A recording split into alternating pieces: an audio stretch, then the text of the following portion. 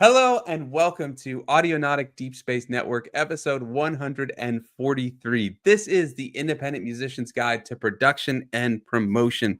And this week, we are still on our holiday leave. I hope you all had an incredible 2 holidays. It is New Year's Day today, so happy New Year's. We're still pre-recording these. Like we said, we're on our holiday break. So if you're watching this live, say hello in the chat. We are hanging out in the chat. This just gives us a little more time to take a little break. My name is Sunwarper, and with me today is Curtis. How are you? I'm good. I'm hoping that future Curtis is currently sitting around a bit half cut with a couple of new pieces of synthesizers and some gear and just playing around and just forgetting the outside world exists. And I hope you guys watching too. It'd be nice. This is the time, this is the wibbly wobbly period of the world when we should just be sitting inside doing what we do best. And if you are watching this show, potentially, probably, maybe you like making music and like making beats in your room or wherever you happen to be in the present moment. So yeah, hopefully you have had a wonderful time making the creativity that you wanted to make. Yeah, let us know if you got any gear goodies for the holidays, what you got, and we'll share if we got any. Curtis probably will get some. I got the P6 early, so that's probably is going to be the gifts for. We'll see. I don't know, but I'm counting that one because that was an awesome surprise for my wife. So we'll count that one. But anyways, let us know what you got if you got anything cool. It's before the holidays right now, so we don't know what we get. So we'll let you know as well in the premiere. So future Curtis and future Sunwarper, post it in the comments in the chat. I'm sure the Discord will be alive. Yeah, we'll just be in the Discord. We'll go down there and we'll be. But anyways, today we're doing just a quick one. We want to talk reflections on 2024, what we learned as musicians and as creators, shall we say? The dreaded creator, but we content creator, but not dreaded creator. It's not being a creator that's wrong. It's the content creator is a word a lot of us dread, but that is something we kind of have to talk about this year and look at. Are we content creators? Are we musicians? Are we making art? Are we making commodities? I think that's basically what I'm going to be talking about from my end. I don't actually know what Curtis. Oh, I didn't see Curtis's in the docket, but yeah. So I think that's something we need to talk about. But after that, we're going to talk what we're looking forward to in 2025 from everything we've learned, but also just kind of all the things we've covered throughout this year, what we're looking forward to seeing and doing in 2025. And we'd love to hear from you in the chat and in the comments. Let us know what were your takeaways for 2024, and then what are you looking forward to in 2025? So, Curtis, to continue the tennis tradition we instituted in the previous pre-recording, is it serve? I know volleyball is service, their serve, but am I going to serve it over to you? Okay, I'm serving to you. So go ahead, my friend, kick us off. This is how little I know about tennis. It's all good. I'll use a different analogy next year, that's for sure. Or this year. Well, it's all right, but maybe, this will get me to learn it at least. I'm not saying I'm going to play it. It's not my style, but It's fine. I can see you in a polo and white shorts, getting mad and smashing a racket. Yeah, that's no, I'm going to start more my style. I'm going to start with my lessons from 2024. And I'll start by just saying a personal one for me this year, and I might be common sense to many, but it's something that I've always struggled with as a musician, but I'm kind of learning it and coming out in this year, and I hope to push forward with it into next year or into this year. Is not doing music is actually a really useful way of making more authentic music. For as long as I can remember, I have always been making music in a studio since I picked up my first interface. And since then, my intensity of other things that I enjoy, video gaming, watching films, hanging out with people, just doing other things that I like doing, like drawing, painting, for example, these things have just slowly declined over the years in place of making music. And that especially happened when I started making music either full-time or professionally, or trying to push a music career, releasing music, etc. Because of that notion of, if I wasn't producing, if I wasn't making music, then I was being lazy, or I was not being professional, or all this, or yada yada yada. But this year, I've been kind of knocking and chipping away at that, and it's really benefited me. And I think towards the end of this year, I've started to make a lot more music that I connect with a lot more. Is a lot more about where I'm at, and a lot more about where I'm thinking and where my headspace is at, and that comes from just, I'm coming in on a Thursday night or whatever, it's late, and you know what, I'm not going to spend 2 hours trying and forcing myself to make something that I feel like it should be. You know what, instead I'm going to come in and I'm going to put on a movie, or I'm going to fire up a video game, and I'm going to work on that. And that's so nice, because what that does is that gives you a sense of respite, gives you a sense of rest, gives you a different thing, so that if anything, you miss the music as well. And so that when you do come back to the keys, or when you do pick up the guitar for the first time again after a while, it actually feels like something you want to do as opposed to something you have to do. And therefore you make something that, in my experience at least, is a hell of a lot more authentic and fun and creative and playful. That reminds me of a quote that's always stuck with me. And I'm not saying I remember the quote fully. I guess I'll paraphrase it, but it was in a Guitar World magazine. Some shred guitarist, shred was like the 80s, right? Or 90s. I mean, before my time, but like that big popular era of it. But he had still been doing music and all that type of stuff. But he had mentioned that this was maybe 2007, 2005, something like that, how he wouldn't even touch the guitar for weeks at a time anymore. Like he said, he used to play every day, do all these scales and all that. And he was like, he stopped worrying about practicing and making these perfect performances and stuff, and would just step away from it. And the gist of the statement was that it's so refreshing when you come back to it, because you have this new perspective from all the other things you've been doing. I get that. And I also I have that thing too, where if I take time away, I feel like I'm getting sloppy, or I'm losing my like edge, like my performance chops, basically, so to speak, or like I'm gonna forget all these things I've learned and all that stuff. It's definitely about finding a balance, though. I think you're right. So that is really interesting. I think it's something to just put through, especially if you're early on in your career. This notion of, hey, you don't always have to be making music. It's okay to go and experience the present moment and go be and live life. That album can be pushed back a week, or that single can wait another month. The Bandcamp Friday doesn't have to be advertised all the time. Just, be, just go be. I do think, though, it's also your place on the journey, right? Because if you're learning guitar, it is pretty essential to be playing every day, just to get the muscle memory and fire those neurons and stuff. Maybe not every day, but to just kind of reinforce those things, so that when you're at a point like you as a professional musician, or full-time musician, that sort of thing, you can step away for a while, because it's so ingrained into your brain that you're not going to lose much taking that time off. So I hear you. And I do think it is good to remember that it doesn't need to be everything, but I think there's a certain it's like with working out, there's a certain necessity to build that muscle memory, and that so that later, because like they've done studies with muscle, like if you have developed muscle before, when you start doing it again, you pick it up quicker. I think you're right. I think it's an interesting point. I think, yeah, if you want to develop a skill, I think, yes, totally, completely and utterly. I think ultimately we play music, right? And I think it has to be playful. And I think as soon as it stops becoming playful and becomes mechanic, that's when you're going to run into issues in that sense. Yes, totally. Wholeheartedly agree with you. Practice that guitar, practice the drums. Do that. Make yourself better yourself. There's also other things. There's also, it's okay to go see your mates in the pub. It's okay to, binge watch a series every now and then. Just totally. It's balance. Everything in moderation, even moderation. Exactly. And with that, I will knock it back to you, Sunwarper. What is your takeaway for 2024? Gotta try to get it. All right. So I want to talk.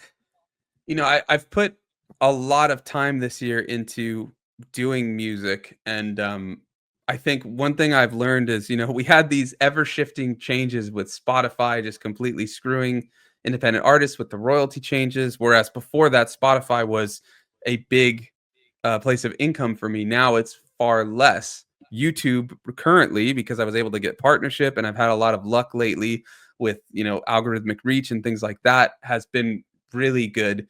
But something I learned in this whole shifting thing of Spotify and stuff is don't put all your eggs in one basket. So I think having that YouTube is awesome. Building that community is amazing. Getting the ad revenue is really cool and all that. But I've also been doing ebooks. I've also been doing the releases. And I think before this year, I was really focused on Sunwarper as albums and EPs and singles and doing monthly releases. And then throughout this year, I released far less than I have lately. And next year, I'm looking at maybe just one kind of like celebratory, like these are the songs I made in 2024 on the YouTube. You know, here's a release like in January or February. And then working on an album basically in isolation, so to speak, like only me working on it for the rest of the year, not releasing it until probably 2026.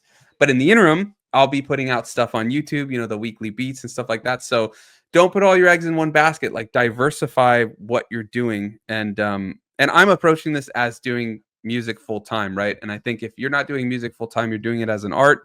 And not like I'm not doing it as an art, but if you're doing it for fun and as a hobby and just to express yourself and stuff, maybe you don't have to worry about social media and stuff, and you can just do things. And still, you want to kind of don't just focus on one piece of art, you know, do multiple things, just kind of do different things and see what sticks with you. Like I was doing a lot of ambient music a couple of years ago. Now I've been more inspired to do this sample based stuff where I take those sounds that I create and then make like a beat or, you know, something new out of it. So just be willing to kind of go with the flow of where your creations take you. I think it's a great way of doing it. Don't close yourself off to ideas because it's not a preconceived idea in your brain, essentially. Yeah. And then don't, like, if something's working right now, awesome, but make sure you have not just contingency plans, but you're doing other things too. Like if Instagram is working super well for you right now and promoting your music, remember they're going to change the algorithm tomorrow or 2 weeks from now, and then you might get no reach.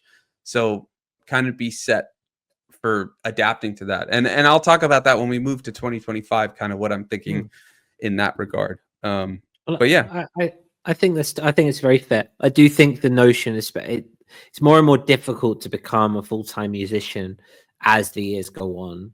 The bleed between artist and content creator is ever more gray and ever more difficult to get into.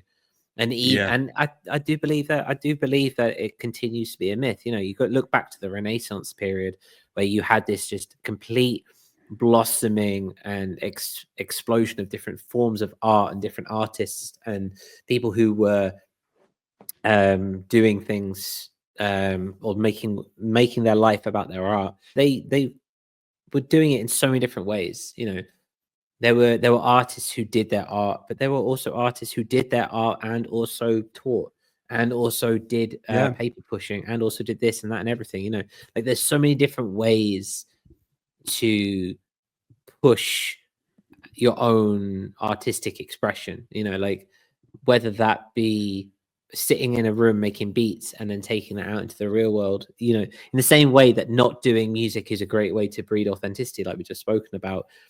Doing things that are adjacent to your artistic product or artistic path, so to speak, like the ebooks or the cheat sheets that you've got, for example, it's still Sunwarper. It's not directly aligned to art, but it's still something that you love doing, and it creates a process for your art in the long run. Yeah. And it's a great way to keep the lights on. Yeah, and it builds kind of that community, right? You know, people are coming for the resource and then want to see, oh, let me see how this is applied. This guy wrote it. Let me see how he's doing it, you know? So it works. And I think in the 2025 section, I'll talk about it, but the like last minute thing I've learned, like with teaching more and stuff is, like, you know, there's so many ways to be involved in music that's not being involved in the music industry, to be full-time in music. I mean, you know, like make your living from music, but not be dependent on these algorithms and, you know, virality and all that type of stuff that is just nauseating. Completely. I maintain that the work that I do at the International School of Prague continues every day to be fulfilling and learning and joyful, which I then bring the energy back and make something here with Curtis and more with Audionautic and stuff like that. It's like the infinity loop, and they feed into each other. The things that you do in the day-to-day they might not be exactly what you want to do, but finding joy and finding gratitude within them just brings home that notion so that you can push that into your creative outlet. There's so much to learn there. There's so much to get out of it. Yeah, for sure. So looking forward to 2025, what are you going to apply from these lessons into the new year? Well, I think if we're talking about taking what these things that we've just discussed into 2025, I think I'll start by saying I'm looking forward to finding ways to promote my music and be online and be present here that align more with my values and align more with what I want to get out of my time. I don't necessarily want to be a content creator. I'm not particularly fussed about being a presenter. I enjoy the medium in which we do these things here, and I'm very comfortable with that. But I am Curtis in the music I make, but it feels different.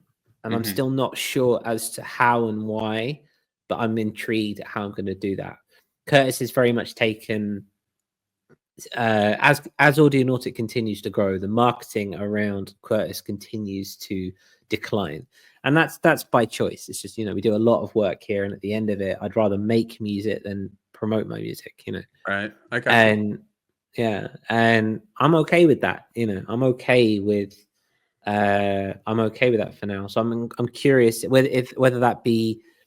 I've always wanted to toy around with these other adjacent things. Like I've always been fascinated by music history, for example, and I've always been fascinated by, the context surrounding the movements through which we look at. And I'd love to make more video essays in that regard. I don't know if that's possible in 2025. I'm going to explore it. But what I am definitely want to do is I've just spent the last couple of weeks rebuilding everything, as you'll notice. Again, yeah, I was like, it's void back there behind you. It is. It's nothing, and that's by design. And this desk will maintain in its bareness, because this will be the new production place. This will be where I am clicking with a mouse and moving things with a keyboard and stuff like that. But everything, the writing and the mixing, will happen standing up over there, and it's all modular. Not in the sense of like modular synths or anything like that, but there's three keyboard stands, and they're all interlinked and they're all there, but there's only a couple of cables in between them, so they can be unplugged, packed into a bag, and taken down to a place to do live stuff, for example. I have a couple of live gigs coming up in early new year, early 2025, which I'm looking forward to getting into, and so I finally feel like I'm in a place to really start utilizing it. The purchase of the SP404 has really kind of brought that through, as I thought it would. So I'm looking forward to doing that gung-ho, and then using that or having those experiences, talking about them in a space of social media where I feel comfortable doing it and where I don't feel like a content creator. That's exciting. I like that. So it's more of a discovery year, figuring these things out then, right? I think so. I think we have a trip here with Audionautic, and we're in a rhythm, and we're in a circuit, and we're going nicely, and it's time for me to now come back to Curtis, so to speak, and go, okay, what do I want to do in that regard? Where do I want to go with it, and how do I want to feel when I make the music and when I perform? I would like to do more performance-based stuff. I would like to do more stuff that is out and about. I've got a lot more portable stuff now, a lot more power banks and stuff like that. I'd love to do more out in the world, not be tethered to this desk. So we'll see. Yeah, that's exciting. Should be. How about yourself, brother? Well, so I'll start with that kind of diversify thing. I want to, similar to you, be less dependent on algorithms. So I'm thinking, like, I want to keep going with the YouTube channel, and it's just a lot of fun. I really do enjoy it. So I'm thinking, let's set up a mailing list so that at least, I can work to grow something that I control, like the website, right? Like I'm doing the blog and all that on the website. So I want that mailing list to kind of worry less about, like, oh, I need to have all this SEO on the title and I still want to do that sort of stuff because it's good to know that and to succeed and all that. But, sometimes I want to make a title that's just like, like something silly, like, the live stream I did for the holiday beat making, I changed it to see if it would perform better, but I just did like, it's beginning to sound a lot like dusty Christmas beats or something. Like, I want to just do that sometimes, like not worry about that. And hopefully with the mailing list and people that have voluntarily signed up to be notified of these things, like I suspect that will still get some views and stuff by the people who I actually want to see it, right? The people who want to see it. Like, I want the people who want to see it, if that makes sense. Like, I know that's a lot of the Totally, same repetition, but yeah, so it's like reaching the right audience, even if it's not the biggest thing, but I don't have to worry necessarily about like, oh, what hashtags and what tags and this and that. So I think that's something. And then, like I was mentioning, in January or February, I want to try this thing where we take maybe 5, 6, 10 of the best songs, because I made a song a week basically. So my favorite songs, stuff like that, the community's favorite songs, and release that as like an EP or an album. And I want to see if I can kind of bridge that gap between YouTube and like the music release end of Sunwarper to a degree. But then I also want to do this idea, as I was saying, kind of take something back to just being my own. Like, the album I want to make is there's no posts on social media about it, until it's like done. Like, the creation process I want to put back into my hands, where I'm not thinking about, oh, how do I film this to get a good shot, or how do we make this entertaining while I'm creating it. I just want to make something aside from all of that, because I'm going to be doing that every week, right? Doing the videos, doing the live streams, but I want to have something that is just my art for art's sake. And then when it's ready to be released, just release it. And again, it probably won't be this year that it comes out, but I want in this year to just take that time, because I'm trying to do something like when I was younger, where I would, before social media and stuff, like make these songs just to make them. And so I want to kind of have both. Do the thing where I am making the videos because I enjoy doing that and teaching and showing how to do this sort of stuff, but then have that where it's just like, I'm just exploring sounds and seeing what happens. And then when it's done, find this cohesive story and release it. And then lastly, like I was saying, I want to keep doing more teaching, because I think it's an interesting way, one, to practice, because I'm like rediscovering certain things or just re-emphasizing things, basics, but also the more fundamentals, but also the more intricate things and stuff like that. So I want to do more of that in that sense, but also, again, less beholden to algorithms. If more of my living is coming from something that is stable or more stable, I don't have to worry about performance as much. So I can do some of those more fun things and silly titles and stuff like that. So yeah. Totally. It makes absolute sense. The Czechs have a saying that you want to have your ass on both seats, essentially. Yeah, pretty much. Yeah. And I don't know how it'll go, but I mean, this is a very thought out process. Like, I've been thinking about this for the last several months, trying to figure out how to make it work and stuff. So it's not like I'm just doing it spontaneously. This is a very thought out process. So we'll see how it works, but that's what it's all about, is experimenting and just seeing what clicks and what doesn't, and then pivoting and adjusting and moving around and doing all that. Yeah, totally. I mean, I completely understand where you're coming from. I found that there was a disconnect between my live streams and what I'm making with the follow-up to Maroon, for example. And the tracks that I've been producing as part of the follow-up, I still don't have a title for it or anything like that. I have a story and I have a concept, I just don't have a title for it. Yeah. Well, there was that Deadmau5 album, for lack of a better name. So yeah, exactly. But I suppose what I'm getting across is the notion of like these moments where you are making music for the sake of making music without focusing on how you're going to market that music ahead of time. And you're just about the authentic creative process in that moment, yields a musical result, so to speak, for want of a better phrase, which can wholeheartedly be something that is more speaking to your psyche at the present moment. Yeah, and I mean, I don't think there's anything inauthentic when you're making music like on a live stream, let's say, but you do. No. It's a different form of art because you're considering other things like, oh, how do I keep this engaging, or how do I, because like me, I would want to sit and just tweak a hi-hat for 30 minutes, just changing decay. Oh, that's a little too short. That's a little too long, but that's going to just get people to drop off. Right. So you have to kind of bridge that gap. And another thing I've been experimenting with is like do that sort of quicker beat making on the live stream, and then later go in and do the more nuanced stuff, like fine tune it on my own and stuff. But I still want something that's like wholeheartedly just not worried about any of that, and just seeing what clicks. No worry about genre, no worry about, like anything. And then when it's done, when I feel like there's this story, okay, yeah, now I can figure out like how would I at least promote this to release, and I'm still building the community. I'm still building the platform. Because basically I do think in this day and age, this might be slightly a controversial thing to say, but we do have to look at content creation. That's just like, if you want to be seen in these algorithms, or just to get started to build a community, there is this notion we have to create things, which by default becomes like content, in that way.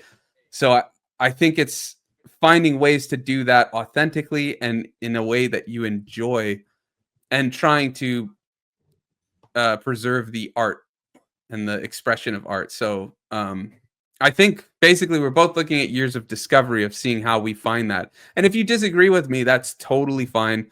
Nothing's right or wrong, but I'm looking at this again as someone who's doing this and trying to do this as a full-time musician. So it's finding ways to do it in this modern era that is authentic. I get that totally. It makes sense, and I think it's good that you're doing that. I think the authenticity first and foremost comes through, and I think again, I maintain, I think this notion of being an artist who, a bit like, like John Lennon or the Beatles or whatnot back in that day, the ones that spring to mind, they write music, they write albums, they tour, and then that's it. Like it's a different era now. We're not in that era anymore. Touring is you're seeing a lot of touring artists saying they're making no money from touring, when just a year or two ago it was like the only way for musicians to make money is through touring. So exactly. It's a ever-changing landscape, and I'm just trying to find ways, given my hectic life, being a dad, a full-time dad, doing teaching and stuff, like how can I still do music? I'd love to play live shows, but it's not really possible for me right now. Like there's not enough time to practice that stuff. There's not enough time to find venues to do all that. We do this on our own. We don't have, like a manager or a booking agent or this, like everything's done. We wear every hat, and pretty much every independent musician does. So how can we take what exists in the world in terms of getting eyes on our music and our art, and how can we find what of those works for us and what still allows us to do it authentically and not feel like we're compromising ourselves, right? Because completely. I mean, I could do, or I'm not saying I would never do it, but I could do reaction videos or something, and I'm sure that would probably do well because a lot of people like reaction type videos and stuff, but that's not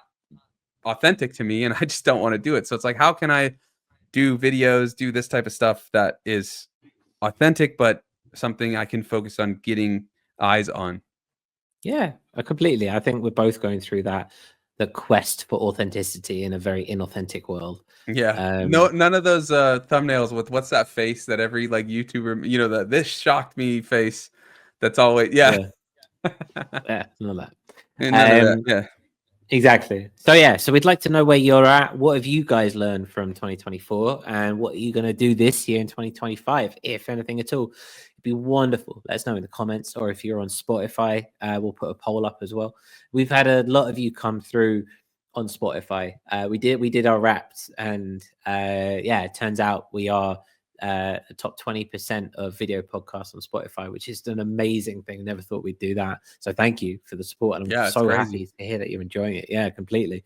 So let us know. Get part of the community if you want, and you don't want to put it publicly, or you like the smaller community, come down to the Discord. Again, the link is in the description.